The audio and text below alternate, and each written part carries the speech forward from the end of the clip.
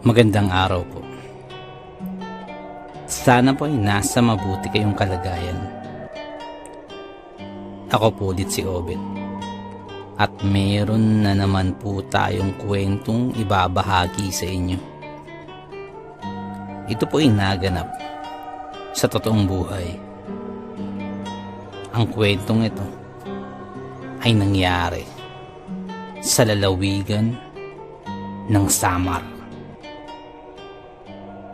Ito po ang kwento. Ang pangalan ko po ay si Bondat. Dahil yan na yung nakasanayang tawag sa akin nung bata pa lamang ako. Kaya hanggang paglaki ko, yan na rin yung nakasanayan ko. Nung binata pa lamang ako, ay nasa construction na ako nagtatrabaho. Isa akong all-around laborer. At ng kalaunan ay naging isang mason. Ang trabaho sa construction ay hindi rin palagian. Pag may project na nakuha, may trabaho kami. Kaya depende sa laki at sa dami ng project. Kaya madalas nakasalalay kay foreman at kay engineer ang aming kabuhayan. Nagkaroon ng pagkakataon na natenga kami sa trabaho ng halos 1 taon. Hindi lang matumal yung project, kundi wala talagang makuha sila boss. Medyo matagal na rin naman ako sa kumpanyang yun. At halos lahat ng natutunan ko sa trabaho ay dahil sa pagtatrabaho sa kumpanyang yun. Kaya sideline na lang muna kami ng trabaho. Para lang kahit papano may pantawid gutom. Nang may mag-alok sa akin ng trabaho sa labas ng kumpanya. Sa construction din naman ang trabaho. Yun nga lamang ay malayo ito. Kadalasan tinatanggihan ko ang ganitong trabaho dahil sa layo nito. Pero sa pagkakataong ito parang wala na akong pagpipilian. Kumbaga wala na akong no choice. Kaya tinanggap ko na yung alok sa akin na trabaho. Pero bago yun, nagpaalam muna ako sa kumpanya namin na may gagawin lang akong sideline. Mabuti naman at naintindihan naman nila foreman at pinayagan ako. Magiging kasama ko sa trabaho na yun ay ang pinsan kong si Ding. Kailangan daw kasi ng bihasa na sa construction para sa project na yun.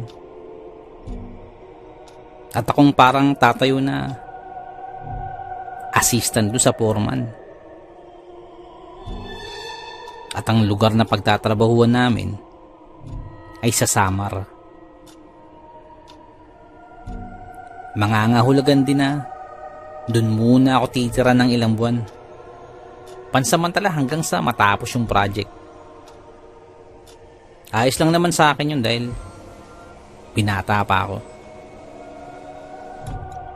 Hindi pa ako nakakarating ng Samar o kahit anong lugar sa Visayas. Kaya para sa akin, pagkakataon ko na din tong makarating sa lugar na to. Ngunit bukod dun, trabaho lang talaga ang pinunta ko. Bumiyahe kami papuntang Samar sa pamamagitan ng land trip. 1 araw na biyahe din yun. Bago kami makarating sa probinsya ng Samar. At halos ilang oras pa bago makarating mismo sa tutuluyan namin. Pagkadating dun, meron naman na kaming pansamantalang matutuluyan. Yung barracks namin. Para talaga yun sa aming mga dayo sa lugar.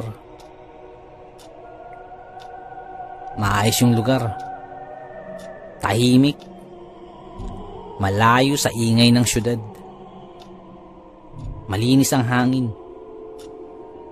Yung halos naaamoy mo na yung simoy ng hangin sa sobrang linis nito. Yun nga lamang, pagkasapit ng gabi, tahimik na rin. Pakiramdam ko napakahaba ng gabi rito sa probinsya kumpara sa Maynila. Sapagkat mga alas 8 pa lamang, halos wala ka nang makikita sa labas. Parang tulog na yung lahat. Kinabukasan, maaga pa lamang dun agad kami sa project. Pinakilala lamang kami sa namamahala sa lugar at kaagad-agad trabaho na. Matagal-tagal din ako natingga, kaya parang hinahanap-hanap ng katawan ko yung trabaho. Matapos ang trabaho, lumabas muna ako ng project site at naghanap ng pwedeng matambayan. Kaya lang, parang walang mapuntahan dito. Kahit mabibilhan sana ng yosi. Yosing-yosi na ako ng mga oras na yun. Kaya naglakad-lakad pa ako para maghanap ng tindahan.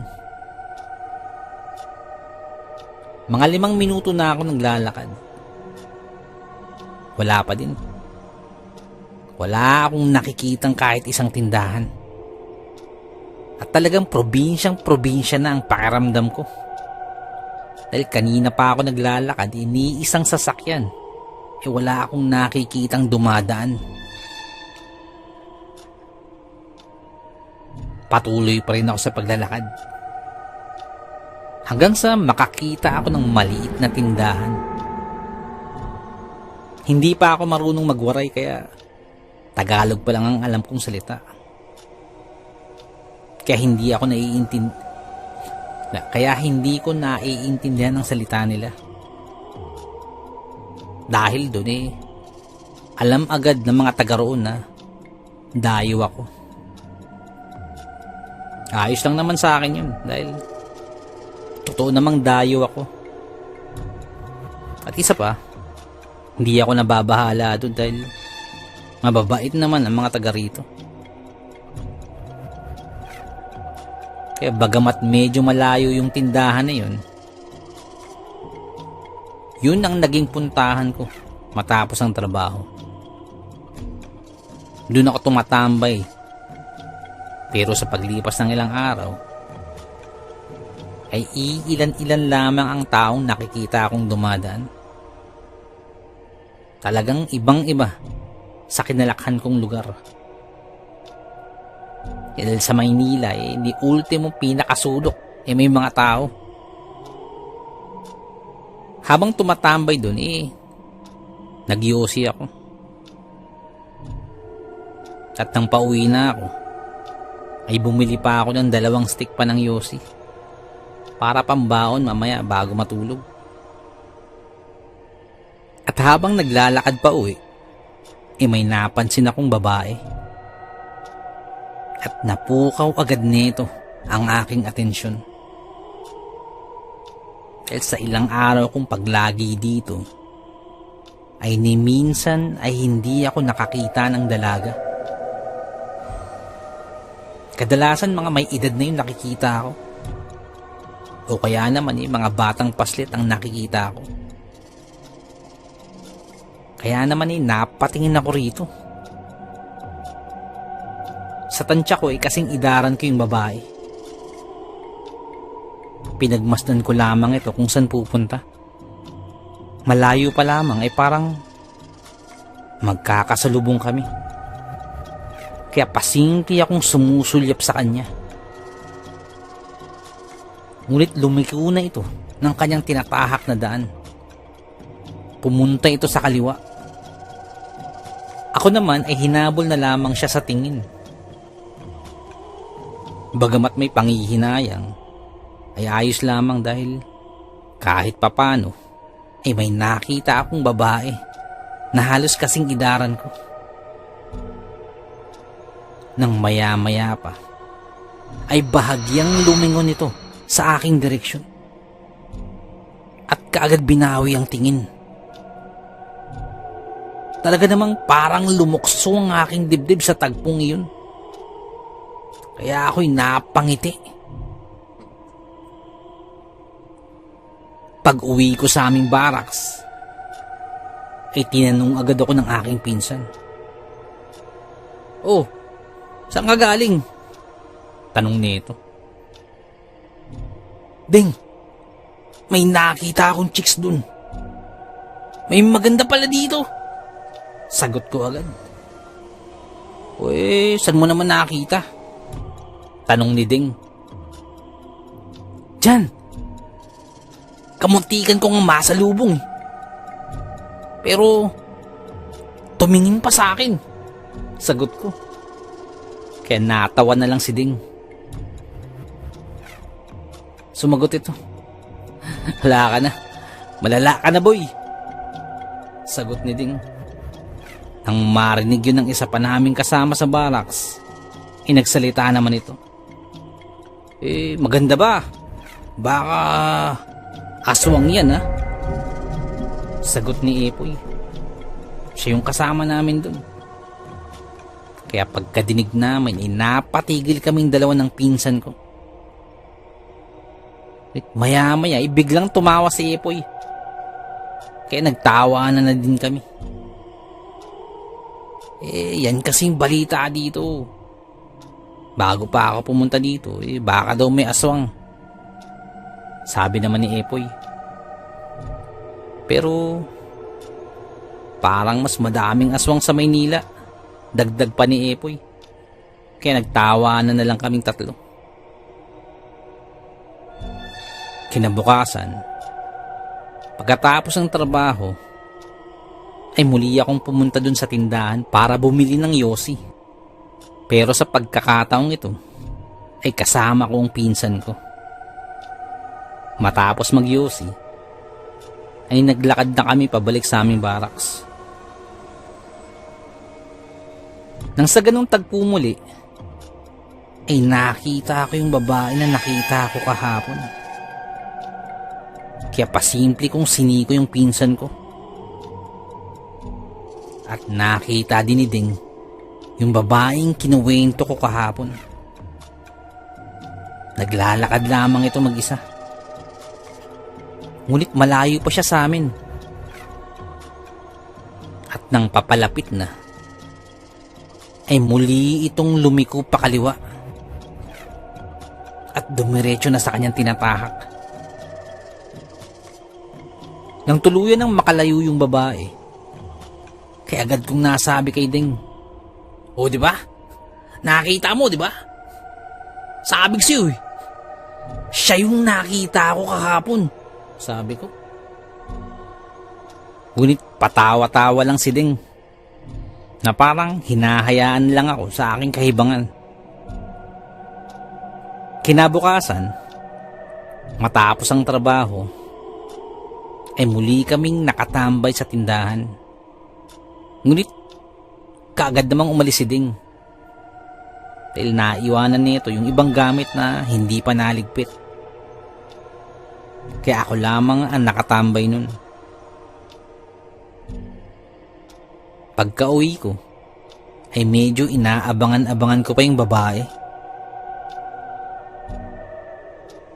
Ngunit parang sa pagkakataong ito, ay walang dumadaan. Parang hindi ko siya nakita. Kaya binagalan ko pang aking lakad. At kunyari, may binalikan ako sa tindahan. Ngunit wala pa din. Nung malapit na ako sa aming barracks, ay sa di kalayuan, may natanaw ako. Parang isang babae. Ngunit may daladalang malaking bagay. Parang mabigat yun. Kaya medyo nalapitan ko yun para tuluyan kong makita. At sa laking gulat ko, ay siya yung babaeng nakakasalubong ko. At meron siyang daladalang malaking kahon. At tingin ko ay masyadong mabigat upang buhatin ng isang babae. Kaya hindi na ako nag-aksaya pa ng panahon. Kaagad akong lumapit at nag-alok ng tulong. Tatanggi pa sana yung babae, ngunit mukhang mabigat talaga ang dalahin na yun. Kaya nagpaubaya na lamang siya. Kaagad kong kinuha ang kahon na yun na nakalapag na sa lupa at isinampa ko sa aking balikat. Mabigat nga ang kahon na yun. Parang gusto ko nang bitawan. Ngunit pagkabuhat ko ay napatingin sa akin yung dalaga. Kaya kahit mabigat, itiniis ko na lamang. Kahiyaan na to sa isip-isip ko. Mapapahiya pa ba ako? Kaya di bali ng matay sa bigat, wag lang mapahiya sa kanya. Sa isip-isip ko. At habang buhat-buhat ko ang mabigat na kahon na yun, ay nauna ng bahagya yung babae upang sundan ko siya kung saan dadalhin ang kanyang mabigat na dalahin. Tuloy-tuloy lang kami sa paglalakad. At habang naglalakad, tahimik lang din yung babae. Ngunit habang tumatagal, tila lalong bumibigat yung dinadala ko. Ngunit maya-maya pa, ay tila ay nakapag-adjust na rin ang aking katawan sa bigat nun. Ngunit hindi ko inaasahan na medyo malayo pala ang paghahatiran ko ng kahon na yun. Dahil mahigit 10 minuto na kami naglalakad, wala pa kami sa kanila. Nang maya-maya pa, ay lumiko kami sa isang medyo makipot na daan na napapaligiran ng mga malalaking punong mangga at iba pang punong kahoy. Doon pa lamang simulang nagsalita yung babae. Pasensya ka na ha. Malayo yung bahay namin at medyo liblib pa. Sabi ng babae. Ay, wala yun. Kayang-kaya ko to. Ang gaan lang nito. Sabi ko ba, pero sa loob-loob ko ay nais ko nang humingi ng wheelchair dahil para na akong malulumpo sa bigat. Ako nga pala si Emma. Salamat sa pagtulong sa akin. Nakakayaman pero kasi mabigat talaga eh. Sabi pa ng babae. Nang akma ko nang sasabihin ang pangalan ko, natigilan ako. Dahil ang bantot ng pangalan ko, walang kadating-dating. Kaya nag-isip muna ako. Ako pala si Bonnie. Bonnie, yan. Yan ang pangalan ko. Sagot ko naman. Kaya nagpatuloy pa ang aming kwentuhan habang naglalakad. Buti na lamang at kinuwentuhan niya ako para hindi ko gaanong maisip ang bigat ng dinadala ko. Dahil pakiramdam ko nun ay upod na yung paa ko sa kakalakad. At habang naglalakad, naitanong ko kung ano ba yung laman ng binubuhat kong kahon. Karne yan. Mga karne. Para kasi sa darating na piyesta sa amin. Sagot ni Emma. Kaya pala. Nakakaamoy kasi ako ng medyo malanse. Dito pala galing yun. Sariwang karne pala to. Sagot ko naman. At hanggang sa makaabot na kami sa tila isang baryo. Ngunit ang baryo na to ay malayo na to mula sa project site namin. Isang baryo ito, ngunit napansin ko ay parang walang katao-tao. maliban lamang kay Emma. Ang mga bahay rito ay mga pawang gawa sa kubo. Mga pinaghalong sawali, hamakan at pawid. Probinsyang-probinsya ang dating. Hanggang sa makarating kami sa isang bahay kubo. At biglang tumigil si Emma. Eto na yung sa amin. Maraming salamat ha. Pero, magmerienda ka muna. Alok sa akin ni Emma.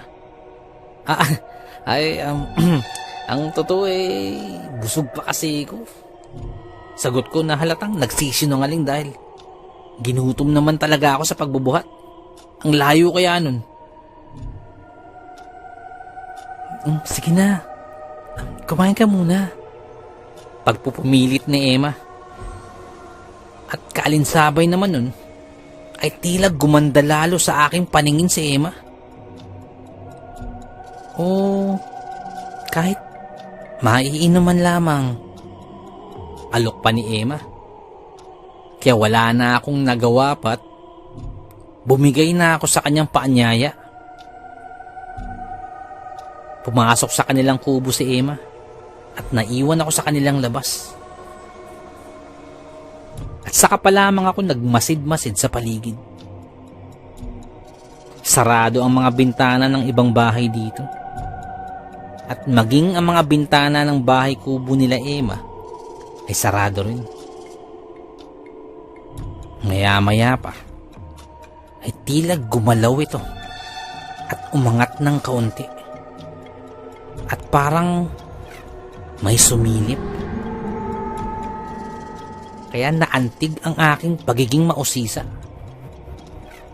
Kung ano yung sumisilip na yun. Dahan-dahan akong lumapit sa bintana nila. At unti-unti kong sinilip ang maliit na uwang sa bintanang yun. Nang biglang may humawak sa aking balikat. Pagkalingon ko ay si Emma at dala-dala ang maiinom. Bahagya akong nagulat dun, ngunit hindi ako nagpahalata. Pagkaabot sa akin ng baso, sa hindi ko malaman na dahilan, ay bigla akong nakaramdam ng kaba. Biglang nagtaasan ang aking balahibo. Sa tuwing makakaramdam ako ng ganun, madalas may hindi magandang mangyayari. Yung parang babalayon sa akin. Ngunit hawak-hawak ko na yung babasaging baso. At habang hawak ko yun, ay nakatingin lamang sa akin si Emma. Nakangiti lamang ito. At tila inaantay ang pag-inom ko. Kaya wala na akong nagawa pa kundi tumingin sa basong hawak-hawak ko. Dahan-dahan ko nang iniangat ang baso at inilalapit sa aking bibig. Nang makaramdam muli ako ng kilabot,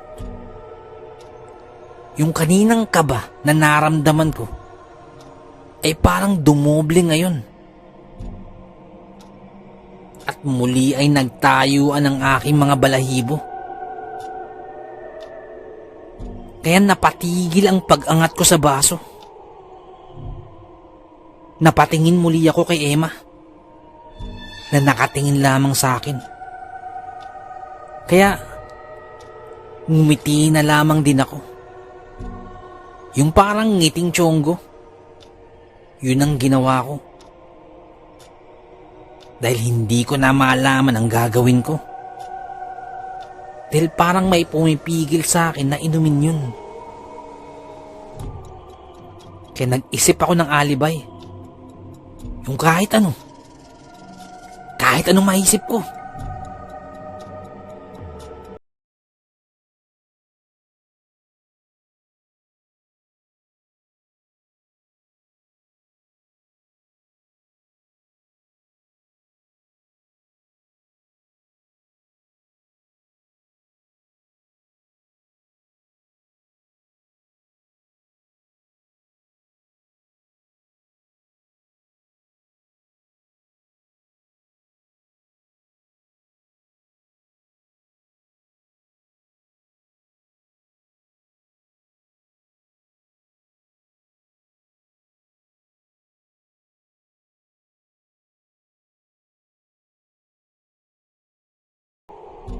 Nakangiti yung lalaki, ngunit nananatiling nakatitig ito sa akin at matalim ang tingin nito. Kaya muli ay napatingin ako sa basong daladala ko. Muli ay iniangat ko ang hawak-hawak kong baso upang inumin. Nang mapansin kong nag-iba ang mukha ni Emma. Maya-maya pa ay may bumati kina Emma. Isang matandang lalaki na naglalakad sa kalsada. Kaya napalingon din ako. Ngunit pagkalingon ko, ay nakatingin din sa akin yung matandang lalaki. At hindi magandang pagkakatingin nito. Iba na ang pakiramdam ko noong mga sandaling yun. Habang ang kapatid ni Emma at si Emma ay inaantabayanan ang pag-inom ko nung inuming binigay niya. Sa tagpong iyon, ay pakiramdam ko ay para na akong matutunaw sa pagtitig na ginagawa sa akin ng kapatid ni Emma. Kaya wala na akong magawa pa. Pakiramdam ko ay may mga matang nakatingin din sa akin bukod pa sa kanila. Kaya muli kong iniangat ang baso at dahan-dahan kong inilalapit sa aking bibig. Naaamoy ko na yung inumin. Parang nakakahalina. Nalalanghap ko na yung aroma nito. Nang bigla akong mabitawan yung baso at bahagya itong natapon sa aking damit. Kaya parang pakiramdam ko nagising ako. At ang pagkakatingin sa akin ng kapatid ni Emma ay parang napukaw. At nakakitaan ko ng parang pagkainis ang tingin nito. Bigla akong nagsalita. Pwede bang makigamit ng inyong banyo, Emma? Medyo nabasa kasi yung damit ko. Sabi ko. Sige. Tara, sumunod ka sa akin. Sabi ni Emma. At pumunta ito sa likod ng kanilang bahay. At ako naman ay sumunod. Ngunit ang tingin na nararamdaman ko na nakapukol sa akin ay naroroon pa rin. Parang may nag-aantabay sa mga bawat galaw ko.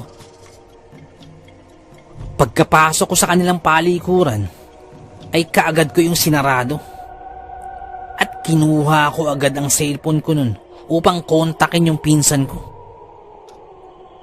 Yung 5110 pa yung cellphone ko nun.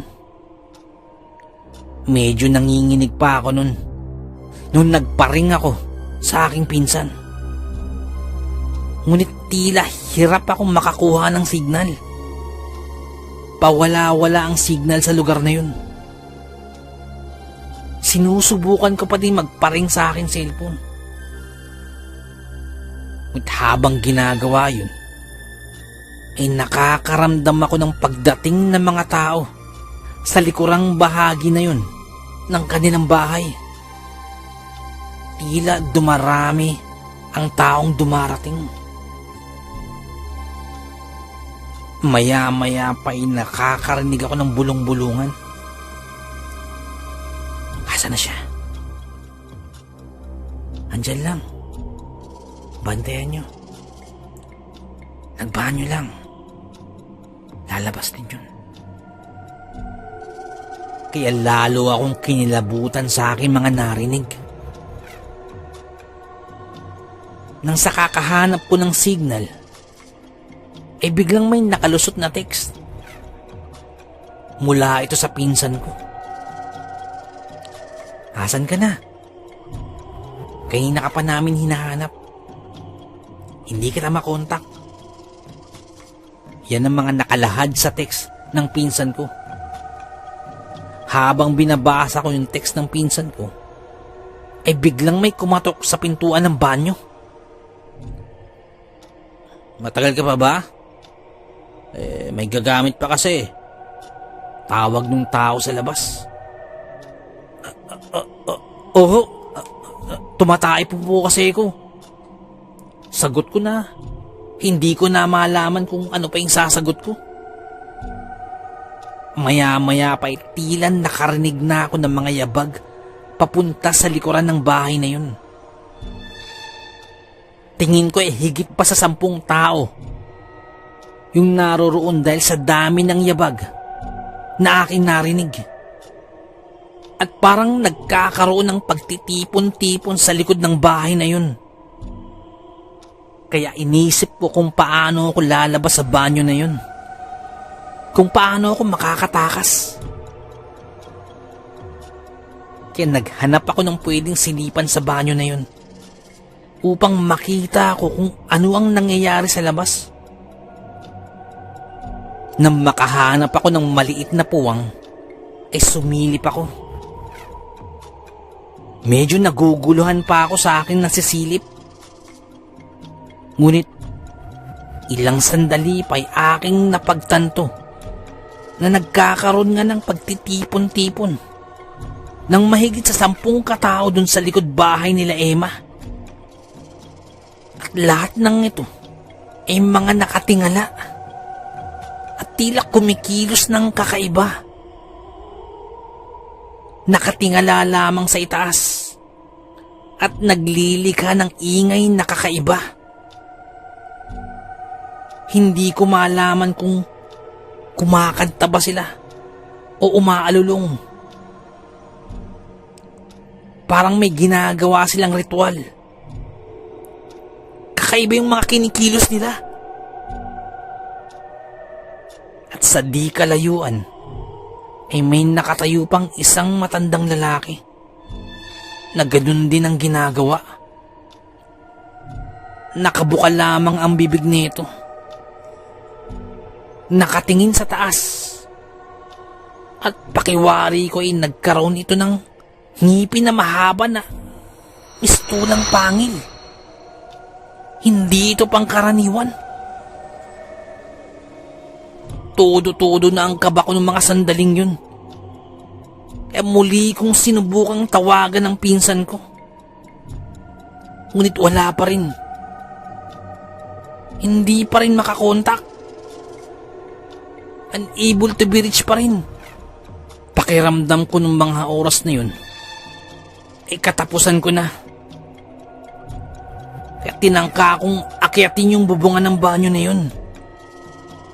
Dahil yari lamang ito sa mga sawali at pawid. Doon ko naisip na doon ako tatakas.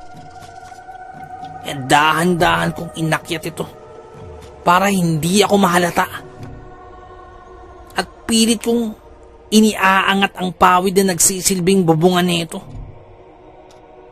Desperado na ako ng mga sandaling yun. Sinasabayan ko ang ingay na ginagawa sa labas. Ako naman ay sinusubukan kong pigtasin yung mga nakabigkis na pawid na nagsisilbing bubungan nito. Buong lakas kong pilit tinatanggal yung pawid na yun. Ngunit sadyang mahigpit ang pagkakatali ng mga ito. Kung meron lamang sana akong gamit para maputol yun. Dahil masyadong mahigpit ang pagkakasalansa ng pawid at halos hindi ko ito mabuka. Hindi ko na naman gagawin ko. Nang maya-maya pa, ay biglang may lumusot sa maliit na fiwang sa ilalim ng pintuan ng banyo. Kaya napatingin ako. Pagkakita ko, isang kampit o yung maliit na kutsilyo. Kagad ko yung kinuha at hiniwa ang gilid malapit sa haligi ng banyo. Inisa-isa kong hiwain yun. Kaya medyo bumuka na yung pawid. At patuloy pa ako naghiwa dun. Hanggang sa pwede na itong ibuka. kung saan po pwede na akong magkasya. Kaya kaagad kong inilusot ang aking katawan. At dahan-dahan akong nakalabas sa likuran ng banyo na yun. Madilim na ang paligid. At rinig na rinig ko pa din ang ginagawa nilang ritual dun sa likod ng bahay. Kaya ingat na ingat ako sa aking magiging kilos. Dahil batid ko na inaantabayanan din nila ang paglabas ko ng banyo. Nang biglang may humawak sa akin. Kamuntikan ko nang maiwas-iwas ang hawak-hawak kong kutsilyo sa sobrang takot. Nang bigla itong magsalita. Ako to, si Emma. Sumunod ka sa akin. Pagkadinig ko nun ay medyo napigilan ko ang aking sarili. Ngunit hindi ko malaman kung pagkakatiwalaan ko pa ba si Emma o hindi. Ngunit wala naman na akong pagpipilian.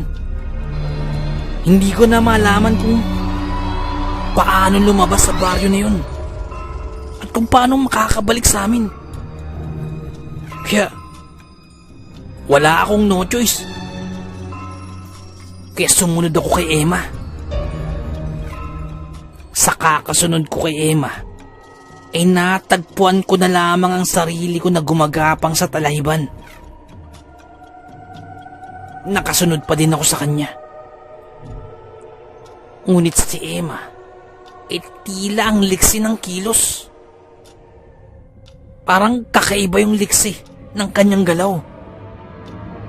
Gumagapang din itong ngunit sa kanya ay parang sanay na ito sa kanyang ginagawa. Yung kaninang parang mahinhin na Emma. Ito ay kakaibang Emma yung nakita ko. Ang liksi na ito. At ang bilis ng kanyang kilos.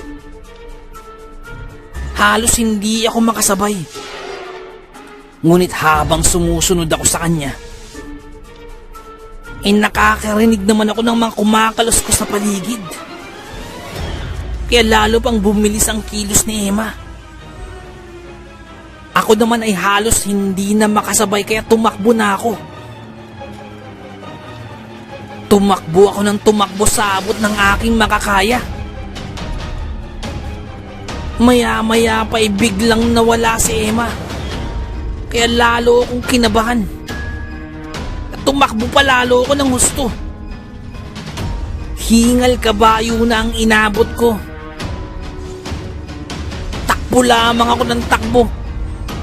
Nang hindi ko na namamalayan ay naabot ko na yung kalsada na dinaanan namin kanina. Naalagpasan ko na yung talahiban. Pero patuloy pa rin ako sa pagtakbo. Nang maya-maya pa ay nakakita na ako ng matinding liwanag. At kasabay nyo na ay sigawan ng mga tao. Biglang may narinig akong pamilyar na boses. Bondat! Saan ka ba galing? Saan ba napupunta? Galit na bungad sa akin ang pinsan ko. Kanina pa pala ako nila hinahanap.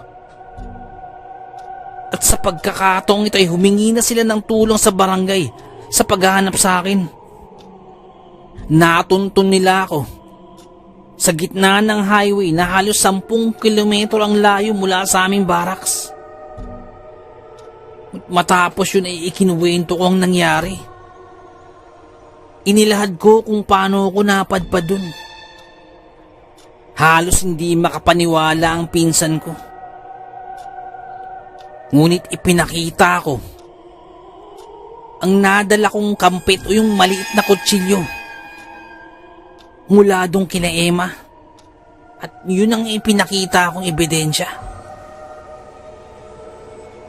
At paniwala din ng ibang barangay tanod dun na matagal nang naroon na meron nga talagang isang baryo ng aswang na napapabalita sa kanilang lugar. Simula noon nagpatuloy pa rin naman kami sa project na yun.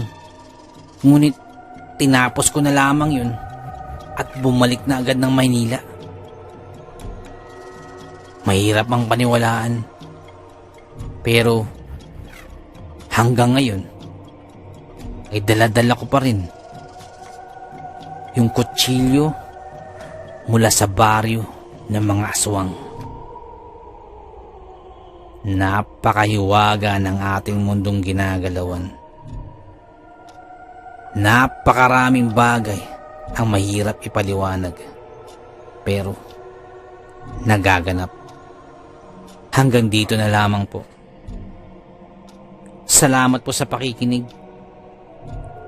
Magandang araw po.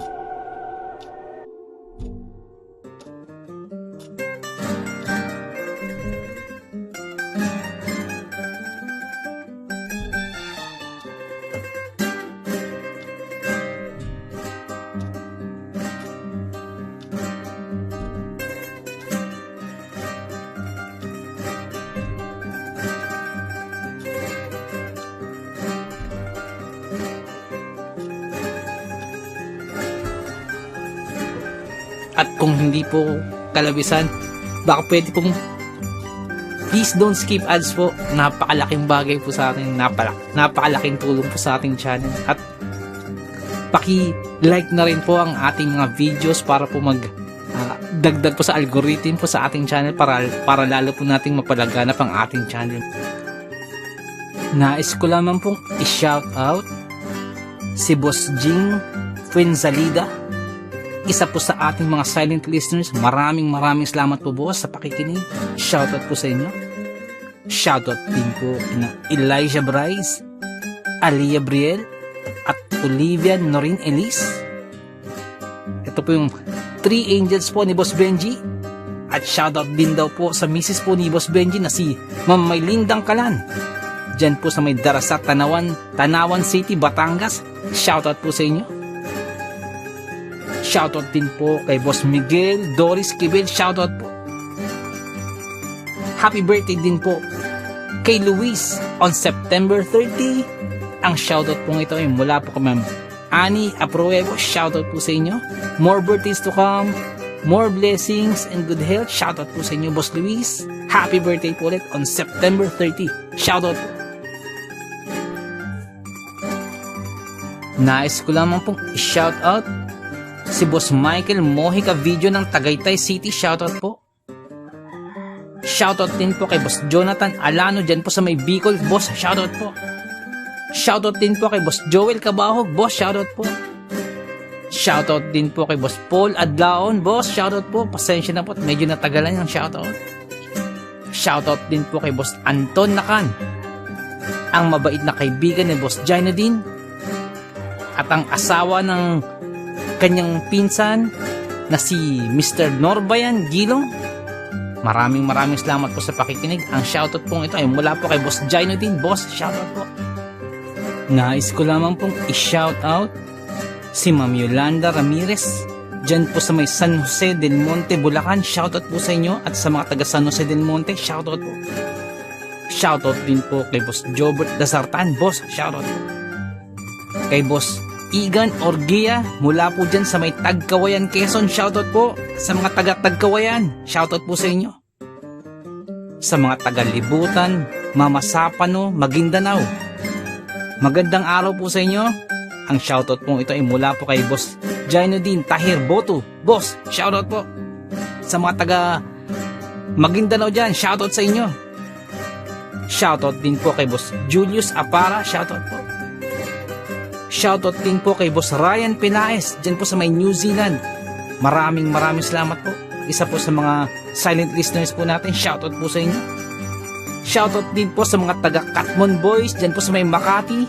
Shoutout po sa inyo. Ang shoutout po ito ay mula po kay Boss Rene Villaruel. Shoutout po. Shoutout din po kay Jepoy, kay Jessa at kay Fritz.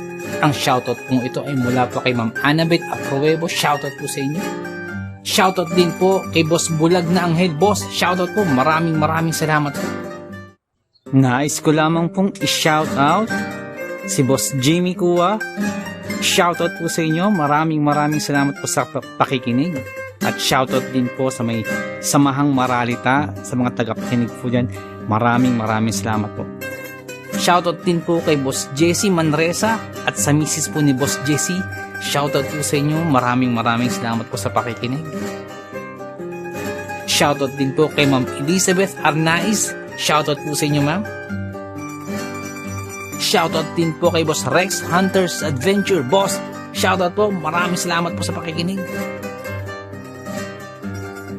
Nais ko lamang pong i-shoutout si Ma'am Janet Verga dyan po sa may Qatar. Ma'am, shoutout po, maraming salamat po. Kay Boss Jun Tupas, boss, shoutout po. Kay Boss Eduardo Ducay, boss, shoutout po. Kay Boss Rick and Resty Alcantara, shoutout po sa inyo. Ang shoutout pong ito ay mula po kay Boss June G. Alcantara, shoutout po. Kay Boss Romeo Alvarez, dyan po sa may San Jose del Monte, Bulacan. At sa mga taga San Jose del Monte, Bulacan, shoutout po. Ang My Kokoro team, shoutout po sa inyo.